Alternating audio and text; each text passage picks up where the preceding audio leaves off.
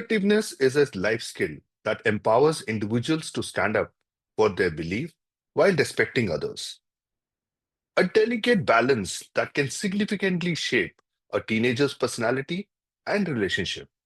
In today's session, we dwell into the topic helping teen develop assertiveness, teaching how to express needs respectfully, an area crucial for fostering self confidence and mutual understanding.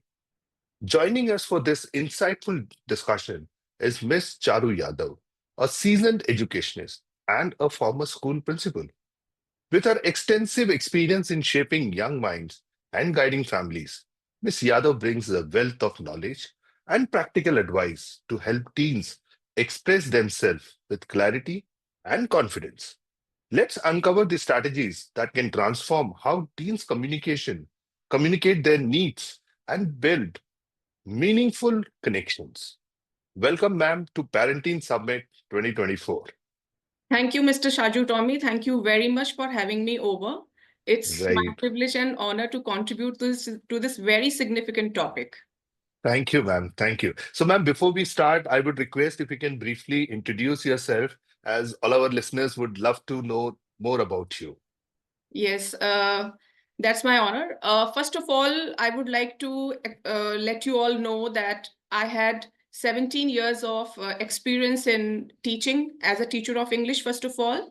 I worked with DCM Group and DPS. For the last 4 years, I have been into school leadership, handling as a school principal. So this has been my journey. Okay, wonderful, ma'am. Wonderful. So, ma'am, let's start the today's discussion around. So, let's try to understand the topic first, right? So, in your experience, what does being assertive means for teens, and how does it different from being aggressive or let's say passive? Well, assertiveness, I think, is a life skill. It's important not just for teens, it's important Mhm. for all of us, rather. And Right, if we have to define it, it is about letting everyone know what we need without hurting others in the process. very true, So, ma'am. and when it comes to teens, talking specifically about teens, I think in today's times, we find them quite a time they're nervous and, lost and doomed, and they're not able to have clarity on knowing what their needs are. And most of the times, they don't know how to express it. So assertiveness comes handy for helping them to express themselves about their Mhm. needs. And Right. comparing it with passiveness, it's like, sulking inside without actually expressing it. So that is self-defeating. However, Hmm. aggressiveness is when they express themselves, but that might hurt others and is not that respectful. So Right. assertiveness is finding that sweet spot wherein you balance both and you're able to express yourself. Right, ma'am. Very well said. So, ma'am, why is it important for teenagers to learn assertiveness, especially during their formative years? As I said, it's important to communicate with clarity and confidence. And Mhm. in the formative years, if they're not equipped with assertiveness, it's Mhm. it's very much possible that they might get bullied or they might themselves become a bully if they are aggressive. So it's Mhm. important to set the boundaries in Right. relationships. So once they do that, they're able to have better relationships, be it personal or professional, at workspace later or at Mhm. their school level also. It's very, very important for them. It's like a ticket to healthy relationships, I would say. Right, right, right. Right, sir. So, ma'am, what are some common challenges teens face when trying to express their needs respectfully, and how can these be addressed? Common challenges that they face are, one is that they feel that they might be judged or misunderstood, or if at all they express their opinions, their opinions might be dismissed by others. So all the time they're looking for that acceptance and validation from others. And that is when they feel that maybe others might not be able to understand me. So they get stuck in that what if mode. What if others find me rude? What if they don't approve of this? And then hence they're not able to communicate. So this is the major challenge where they are not able to express themselves. Right. But, but how can teens find the right balance between, standing their ground and being empathetic to others' perspective, let's say? Yes, I think this is a very important question because when it comes to expressing your needs, sometimes you might not be empathetic about others' needs. It's very important to remain empathetic at the same time to be able to convey what you Mhm. want. Because when we convey our needs, it's not that the person who is standing before us is a problem. We have to be respecting our own needs also at the same time be respectful towards others. So in order to balance that, I think, first of all, students must be taught that they should be good listeners first and then speak later. Once they Mhm. develop this listening skill, they will be able to understand the other party, whosoever is there, and then they will be able to respond in a better manner. I think that is Right. one. And secondly, if we role model before Mhm. them, I think that also helps. They imbibe that kind of trait. Right. Right. Ma'am, moving on, if you just talk about, let's say, what initiatives or practice did you implement during your tenure to help students develop assertiveness and effective communication skill? Because assertiveness is a part of communication, so giving them a lot of opportunities where they exercise this, Mhm. creating those opportunities at the school level. Say, for example, if they are given that we used to have circle time wherein all the students were expected to share their views and opinions on different topics. It could be school policies, it could be current affairs. So when they Mhm. are made to express themselves, uh, that helps boost their self-esteem and they're able to better communicate their views, and it gives them that platform and that safe zone that okay, my views, they matter. So that Mhm. really helps them boost their confidence level. Mm, right, ma'am. So it's like giving a platform where they can openly come forward and put their thoughts. Absolutely. That Absolutely. helps them, build the confidence and take it to the next level, basically, Absolutely. right? Right, ma'am. So how can school create a, supportive environment where teens feel safe to express themselves without fear of judgment?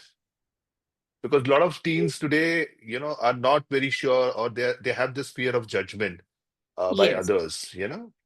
Yes. So what? So at school level, as a school leader, I feel that we need to sensitize our teachers also. I mean, though, they are most of the time very understanding, but at times it happens that they might also end up using certain phrases which might just shut the students down when it Right. comes to expressing. So if Mhm. if we tell our teachers that whatever the child is expressing, there are better phrases that might be used. Say, for example, if a teacher says that, oh, it is a great perspective, tell me something more about it, the child will open up and feel more like elaborating on that topic.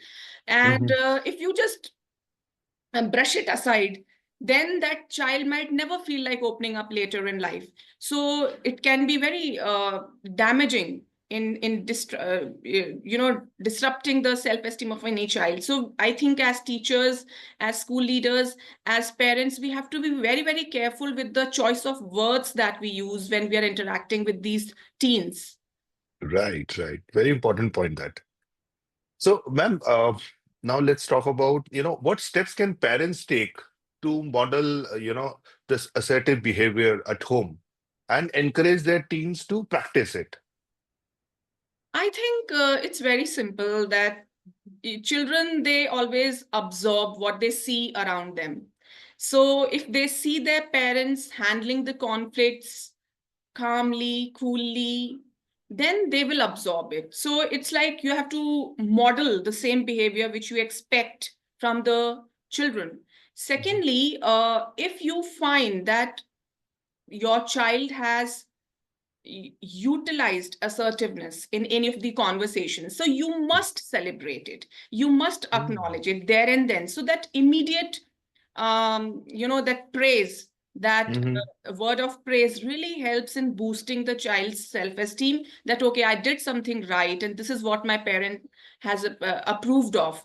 So that goes a long way in nudging the child in the right direction, I think. So we have to celebrate those small wins, I would say. Very true, ma'am. It's not only scolding that need to be on a regular basis, but Yes, we are always ready to scold. But at yes. the same time, we should be always ready to appreciate, congratulate and encourage them.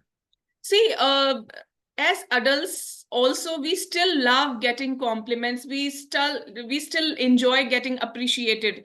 So that's when as adults we are still fond of that. So children, they need it even more because these are their Right. formative years.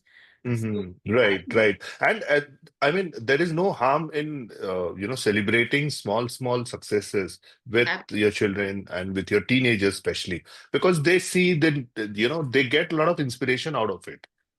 It could be absolutely. it could be as small as taking your plate from after dinner to from let's say dining table to kitchen. Yes, yes, yes. As simple as These that. small, Appreciate. absolutely, absolutely. I completely agree. Right, ma'am. So, ma'am, how can parents support teen in situations where they feel, let's say, hesitant to voice their needs, especially in social and academic settings? I think to encourage again, I think this is just an addition of what we were discussing, that Right. once we motivate them, once we validate what they're doing, so they'll be more, motivated to practice it further. So I Right. think a lot of acceptance is Hmm. required there. And also we have to explain to children that it's not about winning something, it's just that we have to collab. So at the school level also, with teachers, I think it's a collective effort. We have to collectively create that kind of environment at homes, at school, where children, they feel that they are heard and they are valued and their opinion matters. Correct. Very true. Very true. Great, ma'am. Thank you. Thanks a lot for sharing your valuable insights on helping teens develop assertiveness.